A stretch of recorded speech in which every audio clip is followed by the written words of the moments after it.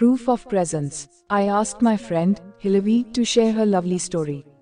As she tells it, I was married to a wonderful man named Robert, who passed away.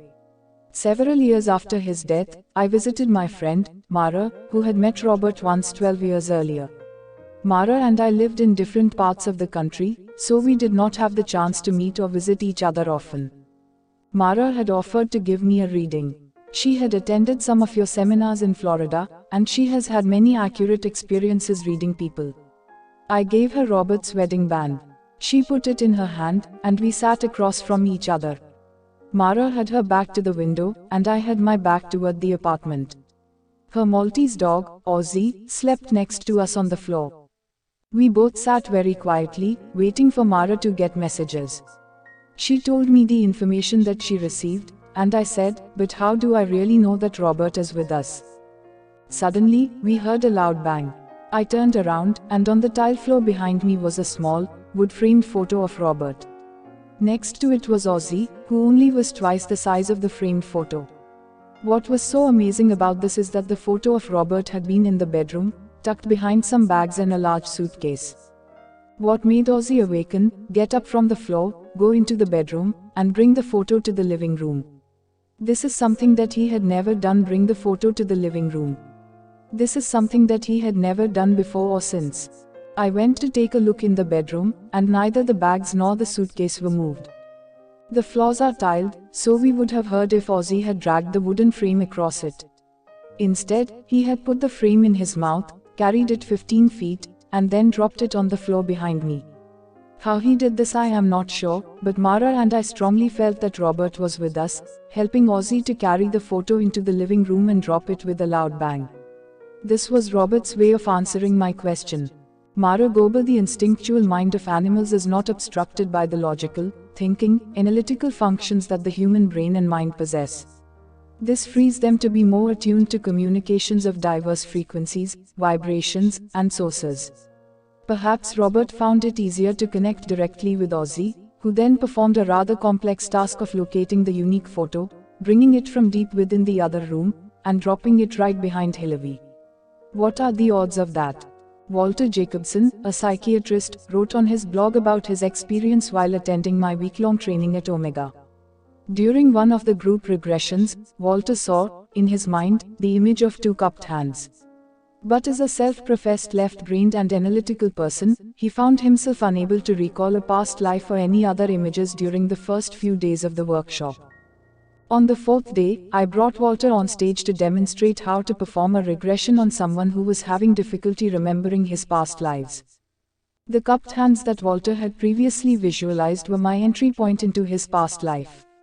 When people have hands, they usually have feet, and so I guided Walter to look down at his. He could see them now, clad in men's leather sandals, and he could also see that he was next to a river. What was the significance of the cupped hands? At first I thought that he must have been interacting with another person, but as we delved further into the scene we realized that his dying dog was lying on the ground beside him. Walter had been gathering the water from the river and holding it up to his beloved dog's face, for the dog was too weak to drink on his own. The gesture was an incredibly compassionate one, and the entire audience of workshop participants was visibly moved by the profound love between man and dog. Not long after, the dog died, and Walter, now left completely alone, was filled with sadness. I asked Walter what he had learned from that lifetime, and his answer was simple and heartfelt: love. More understandings about that lifetime came to Walter after the regression. As he wrote, the lesson from my past life regression was not simply about love but about devotion as well. Devotion is a very important part of the lesson I'm here to learn. When I care for my dog, I need to do it with devotion to her needs being met more than my mine. When I care for our horses, the same needs to be true, that I am fully present, fully dedicated, fully communicative, and fully nurturing. And, last but not least, I need to be devoted in my service to others, in the expression of my compassion, acceptance, and forgiveness of everyone whose path I cross, and in my bonding with my significant others. Upon browsing the Omega bookstore that week and entering its back room, Walter looked down and saw a statue, an exact replica of the two cupped hands that he had envisioned. The sculpture was entitled The Hands of God. Recently, I was reading the local newspaper and becoming dismayed by the relentless chronicling of hatred and violence occurring all over the world. People were being brutally attacked and left for dead in the streets. A teenager was shot and killed in a hate crime, merely because of the color of his skin. Literally right underneath this last article was a piece about 2 cats, and I silently blessed the newspaper for including this wonderful story of love and devotion. An elderly Floridian woman had become enamored with and adopted 2 kittens from the same litter, a brother and sister whom she named Jack and Jill. The woman eventually moved to Maine, but Jack ran away just before she left, and she was forced to leave without one of her treasured pets. A neighbor happened to find the lost cat and called the woman in Maine, only to learn that she had died and that her relatives had given Jill to a local animal shelter 2 months prior. The neighbor grew troubled that Jill was all alone, and she scoured the shelters in Maine to find her. After prayers and a painstaking search of hundreds and hundreds of cats, Jill was located. However, the neighbor could not afford the $500 needed to transport the cat back to Florida. As she told the story to her coworkers at the country club, they banded together, along with others who had heard the story, to collect the money on her behalf. Within only 2 days they had reached their goal, and not long after, Jill was back home, finally and happily reunited with her brother Jack. Reading this, I was reminded of Walter's memory of lovingly cupping his hands to quench the thirst of his dying dog. We humans are capable of expressing great compassion and devotion to our beloved pets. To expend so much energy and money to reunite 2 cats is such a noble and tender act. Furthermore, so many had to come together to achieve this goal, not only the determined neighbor but also the patrons, members, and staff of the country club who had pitched in to cover the cost. If only we could treat other people with the same careful compassion that we extend to our pets, then our newspapers would not be filled with accounts of atrocities. The papers would instead feature stories of charity, kindness, and hope. Humans are important too. People are so wonderfully devoted to their pets, in fact, that they often ask me if we can reincarnate as animals, and if we have inhabited those kinds of bodies before our own human ones. I do believe that it is possible that we have had lifetimes in animal form. It could be that we simply do not remember these lifetimes. During regressions, human memories are more easily accessible, and they are most likely the ones in which traumas and symptoms have their origins. In my own work with patients, I have found that once you become a human, you tend to stay a human. I've personally yet to encounter any people who were sent back to the animal kingdom as a form of punishment for being too violent or too hurtful in their human lives. Rather, there seems to be a progression to the human level, and it is the level where, for the time being, our lessons are to be learned. We can change our species and kingdom if we choose to, for that may offer us a new avenue for learning. We can explore animal consciousness, or plant consciousness, or even the consciousness of the clouds, as other stories in this book demonstrate. Why should we ever put any limits on our awareness, on our soul? Guider. Omega is a truly special place, one where amazing and wonderful things of a synchronistic nature regularly transpire. People meet people they are meant to meet and get messages and answers they dearly need. Miraculous happenstances are virtually commonplace there. When they occur, the feeling one gets is, wow, of course. This is what was needed, wanted, hoped for, and meant to be. I went there for 4 consecutive years to learn from Brian and Carol, to regress as many people as I could, and to open myself, Brian and Carol, to regress as many people as I could, and to open myself and embrace whatever miraculous synchronicities would come my way. In August 2006, before going to Omega, I had recently returned from visiting my brother in Texas. While there, I took advantage of the opportunity to see my friend, Dr. Jerry Casebolt. Jerry is a great healer, a shaman who also happens to be a licensed, experienced chiropractor. People who go to see Jerry must be prepared for something different, something special, in the way of treatment. Chiropractic bodywork, breathwork, deep tissue shiatsu massage, some rolfing techniques, guided imagery, hypnosis, and deeply moving and relevant storytelling that mixes archetype, metaphor, symbolism, and allegory. These are all of the tools of Jerry's work, and he uses them brilliantly and seamlessly.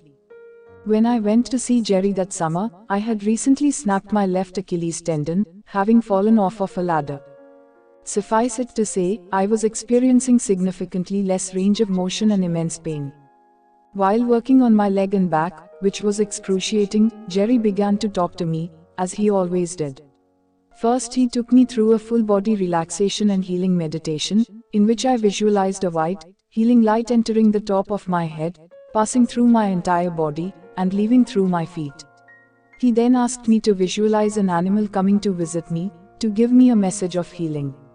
Immediately I saw an immense owl, a great horned owl, and I told him so. "Good. That is your power animal, and he's here to help you to heal," Jerry said. "What is his name?" "His name is Guider," I replied. What followed, as Jerry continued to work on me, often burying his thumb or elbow into my body to work out a knot somewhere, was a beautiful visualization of Guider showing me the way to greater awareness, insight, health, and wholeness. It was so beautiful, so real and powerful. I cried. A few weeks later, I found myself at Omega Institute for the first time, and I was so excited to experience mediumship through psychometry and to conduct my first regression that I remained on campus after class, talking with classmates and doing more regressions, until 9:30 that evening. It was very dark, and I was exhausted and exhilarated as I walked toward the parking lot to begin the 20-minute drive back to my hotel in town. I was full of excitement from the day's events, literally spiritually high, and I loved it. In a field in front of the dining hall, I observed a beautiful ceremony. A large group of women, approximately 150 of them, were standing there on the grass in a huge circle, each holding a candle. I stopped and listened from the grass in a huge circle, each holding a candle. I stopped and listened from under a nearby tree. They were singing a song in unison, and as each refrain ended, 2 new women from the circle would step into it, move in opposite directions, and stop to hug each and every woman. These are the words they so wonderfully chanted: dear sister, I must let you know. You have loved me all these years, and I love you so." That was it, such a simple, beautiful sentiment. I found the way to my vehicle in the parking lot, and I realized that I was singing the song as I walked. Merely doing so made me feel closer to my sisters and brothers. It was a powerful refrain. I began driving out through the heavily wooded area around Omega, and as I left the campus I passed the large circle of women, still continuing that lovely ceremony. I slowed down to observe them one more time and then drove through the deep woods. It was a sweet summer night, and I had the window down. I was alone on the dark road, and as I rounded a tight bend there at the edge of the road, approximately 15 feet away, looking directly at me, stood the largest, most beautiful owl I had ever seen. "Guider," I whispered, in awe of the bird's size and beauty. He watched me in the headlights for about 10 seconds, and then he opened his massive wings and, with one big swooping whoosh of them, lifted himself to a branch on the very edge of the road. Landing on the end of the branch in a big maple tree, he turned his head, and those large yellow-orange eyes looked right at me. "There you are, Guider," I said, as I crept forward slowly in my vehicle. I stopped only a few feet away from his tree, and we stared at each other, eye to eye, for seconds. Guider then simply fell from the tree branch, opened those massive 6-foot wings of his, and glided to yet another tree branch on the edge of the other side of the road. Settling there, he turned his big head and fixed those beautiful, luminous eyes on me again. This time, when I slowly crept forward to this great owl, he sat and quietly regarded me for a full minute. Now I got goosebumps, as I knew instinctively that this was Guider. He had come to see me and to show me the way, to give me a message, to impart some sacred wisdom. Guider would continue to fall and swoop to successive tree branches, all on opposite edges of the road, a total of 6 times, and I would continue to idle forward to where he was as we stared into one another's eyes, over and over. The experience was mystical, surreal, and profoundly touching. A car's lights began to loom out of the darkness behind me then, and I knew a car's lights began to loom out of the darkness behind me then, and I knew I had to drive, as sitting still in the road was no longer a good idea. As if he understood, Guider fell from the tree one last time, swooped closer to my vehicle, as if to say goodbye, and glided off into the dark forest. What a truly magical experience. Though there may seem to be, there are no accidents at Omega. The person gets what they were supposed to get. That day, I had performed my very first regression, something I had yearned to learn. The person I regressed had remembered a life long ago as a Native American. This had held great personal meaning for her. Native Americans have long known of the importance of a visitation from a power animal. And, that same night, I was gifted a wonderful visitation from mine. Guide seemed to be saying, "Welcome. You have found your right path. Now follow it, helping others along the way, to where you will find your true self." As Brian would so often say that week, there are no accidents. We are all connected. Michael Brown, and, as Carol would say, sometimes miracles happen. If our hearts and minds are open and loving, we will find our right path and our true self. There will be many signs illuminating and confirming the way. I too have seen this group of women in the field. Sometimes they are all wearing white dresses or robes, with the white candles surrounding them. This is a marvelous sight in the dark of night. Their song is melodic, addictive. I hear the words, "You have loved me all these years," and the millions of years connecting all our existences and incarnations come to my mind. How many thousands of sisters we have had over these lifetimes. As Michael began singing the simple words of that sweet song, his heart opened even more. He felt a connection with all his sisters and brothers, the entire human family. In that mystical and pure state, he was ready to meet Gaida and to receive the confirmation he needed about his chosen path. There is a goddess in Celtic mythology who often took the form of a large, wise owl. Her all-seeing eyes allowed her to peer into the infinite depths of the human subconscious, of the soul. Her giant outspread wings bestowed healing and compassion upon anyone who sought her guidance as she flew powerfully through the night. She lived in and ruled over that heavenly place where souls awaited rebirth and where poets were said to be learning the wisdom of the stars. It was she who decided whether a soul should be given a new body or sent on to a higher spiritual realm. A symbol of feminine power, she is the deity of karma, of past life memories, of reincarnation. Perhaps Michael sensed her archetypal presence in that candlelit field of women as they sang of the ancient bonds of sisterhood. Perhaps he sensed it in Gaida, the immense owl who graced his path again and again, or in the stars above on that sweet summer night, where resting souls eagerly anticipated new life. There are no accidents, Michael said, and he is right. There are no coincidences, either. There is only the universe spreading its loving, angelic wings of soulmate. This is a part of Zindagi Ki Roshni consultancy. It has been established for those who have lost someone and for those who are very sad in their life.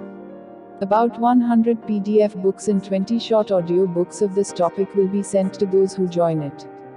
This data will be sent to their email or WhatsApp. If you want to join this organization, then please send WhatsApp message to this number.